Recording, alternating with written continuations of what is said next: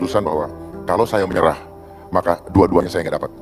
Saya tidak dapat anugerah Tuhan, saya tidak dikasih Tuhan, dan dunia pun saya pun tidak akan mungkin bisa dapat. Karena apa? Batin saya selalu berantem ketika saya mau mengikuti cara dunia, batin saya berantem.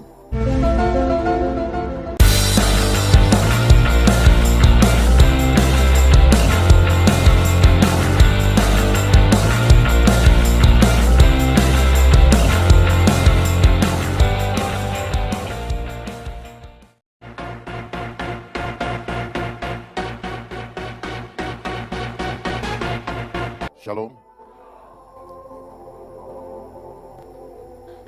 Saya susah mau cerita dari mana karena panjang sekali. Tapi saya singkat ya. Saya jadi polisi bukan karena cita-cita dari kecil. Tapi perjalanan membawa saya dan akhirnya saya mendapatkan sesuatu yang Tuhan taruh bahwa Tuhan ingin saya di situ untuk memperbaiki. Niat untuk memperbaiki ternyata tidak semudah membalik tangan. Karena di dalam perjalanannya penuh dengan dinamika yang membuat kita kalau fokusnya kepada masalah, maka kita akan jatuh di tengah jalan. Karena kita melihat dunia ini begitu besar, begitu gelap untuk kita hadapi. Karena kekuatan yang kita hadapi sekarang adalah kekuatan mamon. Itu yang utama. Tahun 2009 awal saya hampir mengundurkan diri dari kedinasan saya karena ada merasa bahwa kita mau kerja baik ternyata sering dikerjain, walaupun kita tidak salah.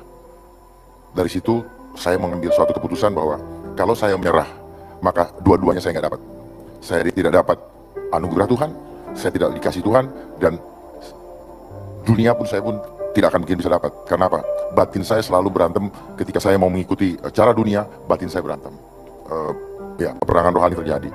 Dan akhirnya saya putuskan, ayah saya bilang, tenang dulu, tunggu waktu Tuhan, tunggu tanda dari Tuhan. Artinya apa? Keluarga itu penting. Keluarga merupakan ekstrak terpenting di dalam kehidupan kita di dunia untuk membawa keluarga ke surga. Ayah saya dulu seorang jaksa, terakhir jaksa agung muda, memberikan pesan kepada saya, kamu tidak perlu mendapatkan jabatan kalau kamu harus ngasih uang. Kamu tidak perlu dapat jabatan kalau kamu harus ngasih perempuan. Papa, mama tidak akan malu. Artinya kembali lagi, keluarga penting sekali. Jangan mendorong anaknya untuk melakukan hal-hal yang tidak.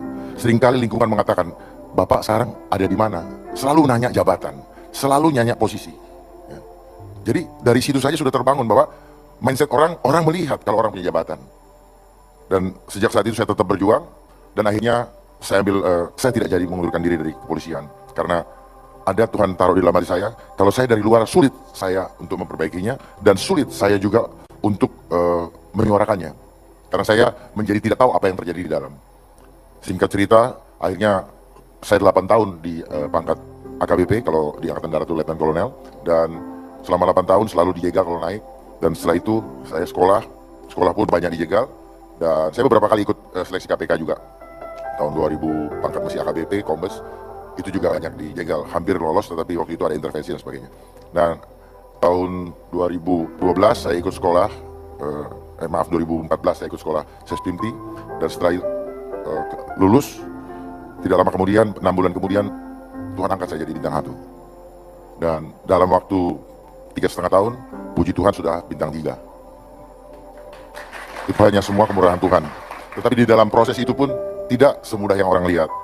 Ya, terakhir waktu pas mau naik bintang 3 sendiri, ada demonstrasi yang demonstrasi kuasa Tuhan yang Tuhan perlihatkan, dan saksinya adalah Pak Geren. Karena jam 7:30 pagi sebelum dipanggil Presiden, saya minta Pak Geren, Pak Daud Tony, ayah saya, Pak Jack untuk membantu mendoakan karena nama saya hilang dari list untuk dinaikkan bintang 3. Dipanggil Presiden tidak ada. Tetapi jam 10:15 ada yang WA saya bahwa saya gagal untuk ikut dipanggil Presiden. Saya berserah dan jam 10:20 ada telepon dari istana, berhasil. Saya segera berangkat, ditunggu jam 11:30. Dan itu luar biasa karena Tuhan demonstrasikan betapa ketika kita mengandalkan Tuhan itu seperti begini. Setiap hari fokus ke Tuhan aja. Karena ketika kita fokus kepada yang dunia, maka kita selalu takut. Kapan dunia ini mulai takut? Kapan dunia ini juga mulai sombong? Ketika ada bank. Perhatikan deh, ketika kita selalu mengandalkan saving, kita pikir hidup kita bisa di-saving oleh bank tadi.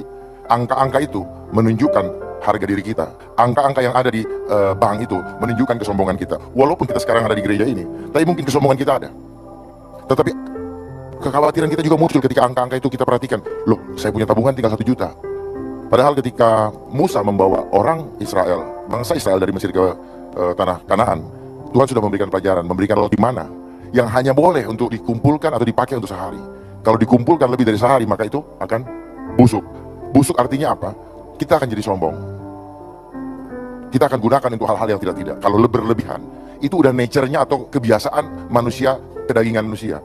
Manusia fana selalu begitu, selalu memanfaatkan untuk yang tidak-tidak. Bahkan seringkali berkat yang Tuhan berikan kepada kita anggap ini titipan, sehingga kita mengumpulkannya untuk membangun harga diri, membangun nama. Itulah kaitan dengan angka-angka tadi. Gara-gara ada bank.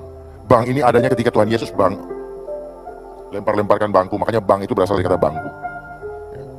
Dan bank inilah yang sekarang, yang mempunyai sistem perbankan ini, yang sedang mau membawa kita ke proses pengenapan Antikris, di mana sekarang teknologi yang kita pakai sekarang itu hitungannya matematika. Coba lihat, perhatikan, di mana-mana orang selalu berhitung dengan matematika, tidak mengandalkan Tuhan. Padahal Tuhan Yesus sudah ajarkan ke kita 5 roti dan 2 ikan bisa memberi makan 5.000 orang. Kalau sudah amin, mulai sekarang praktekkan. Jangan amin tapi nanti masih berhitung dengan cara kita. Mulai sekarang andalkan Tuhan. Keluar dari gereja, andalkan Tuhan. Kenapa? Semua yang kita pakai, semua yang kita punya sekarang kita akan tinggalkan. Gak ada gunanya, betul-betul gak ada gunanya. Waktu berjalan begitu cepat, dan kita tidak punya waktu lagi. Pulang dari sini kita nggak tahu apa yang terjadi. Tuhan tahu apa yang terjadi, tetapi kita nggak tahu. Kalau kita selalu mengandalkan hitungan matematika, hitungan manusia, kekhawatiran demi kekhawatiran yang terjadi. Tetapi itulah konsep antikris yang sekarang sedang terjadi. Manusia semakin mengandalkan hitungan matematika. Apa? Semua dipaksa untuk mencari uang. Hampir kita punya alasan, selalu punya alasan tidak punya waktu untuk Tuhan. Pegang gadget bisa 5 jam. Dan memang kita dibikin caranya selalu dengan konsepnya apa? Mudah, cepat, nyaman. Itu cara-cara iblis. Ya, konsepnya mereka terstruktur, sistematis dan masif. Terstruktur dari organisasi. Mereka bergerak di mana-mana, termasuk radikalisme. Itu adalah cara daripada antikris. Ya, termasuk krisis ekonomi. Kita dibikin takut. Ya, konsepnya selalu sistematis. Sistematisnya seperti apa? Propagandanya ketakutan. Nanti tahun depan akan krisis ekonomi. Nanti tahun depan atau 2 tahun lagi akan habis minyak. Itu adalah manipulasi mindset, itu adalah tipu muslihat iblis yang disampaikan kepada kita supaya manusia-manusia ini menjadi panik dan rebutan untuk mendapatkan itu. Nanti tahun depan dia mulai berhitung dalam matematika. Oh, tahun depan saya harus punya tabungan segini-segini, kalau enggak saya nggak bisa hidup. Salah. Saya pastikan itu salah. Karena selama ini saya pun hidup bukan dengan hitungan matematika. Andalkan dari sumbernya. Manusia terdiri tubuh, jiwa dan roh, dan yang menjadi core kehidupan seperti mesin tadi adalah roh. Tubuh ini akan binasa. Makanya kalau ada orang meninggal dibilang telah berpulang ke rumah Bapak. Cuma pertanyaannya ke rumah Bapak sebelah kiri atau sebelah kanan. Ya, nah itu. Jadi yang menjadi core utama adalah roh, bukan tubuh. Tubuh dan jiwa sangat dipengaruhi oleh core tadi. Di dalam, makanya dibilang kuduskanlah tubuhmu. Karena di dalam tubuh kita ini ada sel-sel yang connect dengan Roh Kudus, connect dengan kuasa atau gelombang energi dari surga. Itulah yang menghidupkan kita sekarang ini. Bukan makanan. Makanya dibilang manusia hidup bukan dari roti dan daging, tetapi dari firman Allah. Kenapa? Firman itu yang connect ke atas. Itulah yang membuat kita hidup. Rupanya begitu. Saya juga baru tahu kenapa saya harus sampaikan ini. Jadi ke depan nanti ini kita dalam proses globalisasi untuk masuk ke antikris. Wahyu 13 ayat 16 sampai 18 akan sedang berproses. Kenapa? Dengan adanya imane, kita sekarang dipaksa untuk membayar pakai itu. Lama-lama sudah tidak kehilangan uang. Uang kertas sudah tidak ada, dan kita akan dikunci menjadi robot-robot hidup, bukan manusia lagi. Jadi manfaatkan kesempatan yang ada saat ini untuk melayani Tuhan. We have no time anymore. Waktu kita sudah sangat dekat. Jangan dipikir masih 20 tahun lagi, jangan. Berpikirlah bahwa tinggal tahun depan. Berpikirlah tinggal besok. Supaya kita sungguh-sungguh. Hari ini saya tiap hari dapat serangan kuasa gelap. Tetapi itu menggiring saya bahwa tidak ada dokter, tidak ada tabib yang agung, hanya Tuhan saja yang bisa menolong saya. Betul-betul ini, saya punya punggung sampai datang tadi, itu ditusuk-tusuk seperti ribuan jarum nusuknya. Hampir setiap hari. Yang mau dihantam adalah jantung saya. Saya harus bersaksi sini, jantung saya, dan sewaktu-waktu bisa hilang. Tetapi itu membuat Tuhan menggiring saya bahwa satu-satunya yang kau bisa andalkan hanya Tuhan. Nggak ada yang lain. Sekali-sekali Tuhan tidak akan pernah membiarkan kita. Sekali-sekali Tuhan tidak akan pernah meninggalkan kita. Serahkan, rendahkan diri kita di bawah tangan Tuhan yang kuat, dan Tuhan akan mengangkat pada waktunya. Serahkan juga kekhawatiran kita setiap hari ke dalam tangannya, karena hanya Dia yang bisa menolong kita. Manusia bisa mereka-rekakan jahat, tetapi Tuhan selalu memberikan. Tuhan tidak akan selalu mengangkat kita menjadi kepala, bukan ekor. Kita akan selalu naik dan tidak pernah turun. lakukan itu, imani itu di setiap bagian kehidupan kita, pekerjaan kita. Jadi tukang sapu, jadi satpam, jadi apa? Jadilah agent of change of Christ, menjadi agen-agen Kristus. Mari kita mulai bersama-sama. Kita nggak bisa bekerja sendiri-sendiri, berjalan sendiri-sendiri nggak sanggup. Ya, begitu keluar dari sini saya suka perhatikan di lift itu sudah menjadi tidak seperti yang di dalam gereja. Sikut-sikutan, malah pernah dulu ada yang mau berantem hanya gara-gara lift. Bagaimana? Coba sadari itu. Di lift saya lihat sudah nggak paling saling kenal, senyum pun tidak. Mari mulai lemparkan senyum-senyum. Mari mulai jangan terpengaruh dengan gadget-gadget itu. Kalau ada itu berikan komentar yang memberkati. Di sini peperangan rohani. Gadget ini melemahkan tubuh manusia dengan dua cara, kontennya. Satu, kemudian gelombangnya. Gadget ini punya kekuatan magic, hipno elektromagnetik. Nanti saya bisa buktikan bahwa hipno ini bisa melemahkan sel-sel tubuh kita. Apa yang dihancurkan? Struktur DNA dari tubuh manusia. Lalu dia merusak membran sel menghasilkan hormon-hormon negatif, hormon-hormon beracun atau enzim beracun, dan dia akan mempengaruhi mindset manusia. Itu yang dilakukan. Jadi sistemnya adalah selalu propaganda ketakutan. Itu ISIS itu juga buatan.